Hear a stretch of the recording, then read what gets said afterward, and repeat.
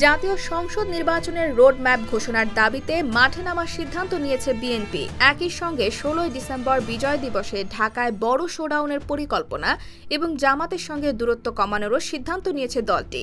গত সোমবার রাতে দলের চেয়ারপারসনের গুলশান রাজনৈতিক কার্যালয়ে স্থায়ী কমিটির বৈঠকে এসব বিষয়ে সিদ্ধান্ত নেওয়া হয়। এতে লন্ডন থেকে ভার্চুয়ালি যুক্ত হয়ে সভাপতিত্ব করেন বিএনপির ভারপ্রাপ্ত চেয়ারম্যান তারেক রহমান। বৈঠক সূত্র জানায়, নির্বাচনের রোডম্যাপ ঘোষণার দাবি আরও জোরালো করতে এবং আওয়ামী ফ্যাসিবাদী সরকারের ষড়যন্ত্র প্রতিহত করতে ১০ সাংগঠনিক বিভাগে বড় সমাবেশ করার চিন্তা করছে বিএনপি। আগামী মাস থেকে এসব সমাবেশ শুরু হতে পারে। শিগগিরই বিভাগীয় সাংগঠনিক সম্পাদকের সঙ্গে আলোচনায় সমাবেশের দিনক্ষণ চূড়ান্ত করা হবে। বৈঠকে সরকারের উপদেষ্টা পরিষদে সম্প্রতি ৩ জনের অন্তর্ভুক্তি নিয়েও আলোচনা হয়েছে। বলা হয়, এদের মধ্যে ২ জনকে নিয়ে নানা মহলে বিতর্ক তৈরি হয়েছে। ইতিমধ্যে ছাত্র জনতারা এটা নিয়ে প্রশ্ন তুলেছে এবং তারা আন্দোলন করছে। এই নিয়োগ নিয়ে বিএনপিও বিস্মিত। যথেষ্ট যাচাই বাছাই ও চিন্তা ভাবনা করে এই নিয়োগ দিলে এই বিতর্ক সৃষ্টি হতো না। তাই সরকারের উচিত যথাসম্ভব বিতর্ক এড়িয়ে সামনে অগ্রসর হওয়া, বিতর্কিত কাউকে সরকারে না রাখা এবং ভালোভাবে খোঁজখবর নিয়ে দায়িত্বে নিয়ে আসা।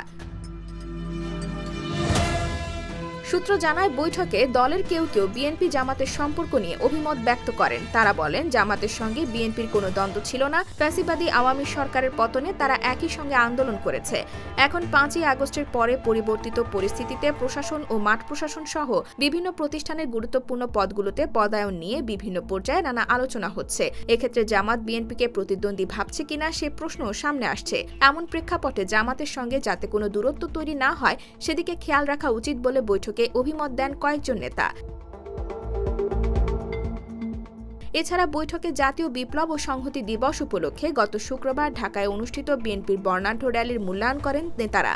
তারা বলেন, ঢাকায় যে র্যালি হয়েছে বিএনপির বিবেচনায় সেটা সর্বকালের সর্ববৃহৎ র্যালি। বলা হয়, কয়েক লাখ লোকের অংশগ্রহণে এই র্যালির মধ্য দিয়ে প্রমাণিত হয় যে বিএনপি দেশের সবচেয়ে বড় রাজনৈতিক শক্তি।